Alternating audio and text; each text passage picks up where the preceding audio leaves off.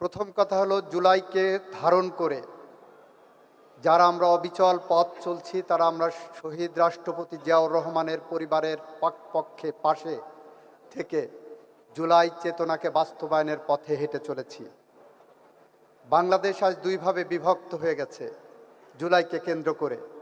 এক ভাগ জুলাইকে নিয়ে ব্যবসা করা, বাণিজ্য করার রীতিতে নেমেছে, আর এক ভাগ জুলাই সনদকে সামনে রেখে জুলাই সনদকে বাস্তবায়ন করার জন্য ধীর গতিতে না হলেও মধ্যম গতিতে এগিয়ে চলেছে।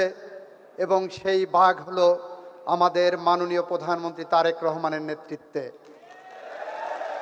আমরা বলেছি দ্ব্যর্থহীনভাবে, সুস্পষ্টভাবে, আমাদের মাননীয় প্রধানমন্ত্রী তার প্রতিটা বক্তব্য বলেছেন, আমরা জুলাই সনদের প্রতিটা অনুচ্ছেদ অক্ষরে অক্ষরে পালন করতে বদ্ধপরিকর।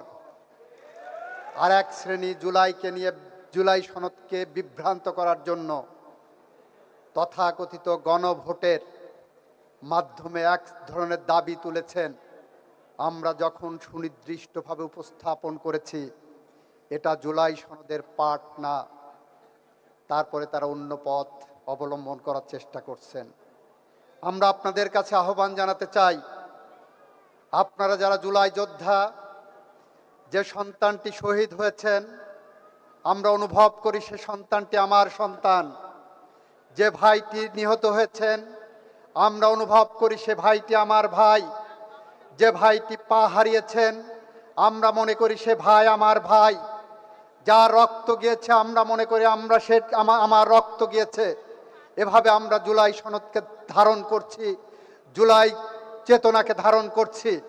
ধারণ করতে যেটা আমরা অনুভব করছি, আমাদের এক পাশে বসে ফ্যাসিবাদ সার্বভৌমত্ব হরণের চেষ্টা করছে, আমার আর এক পাশে মৌলবাদ যারা ক্ষমতার মোহে অন্ধ হয়ে যাওয়ার চেষ্টা করছে।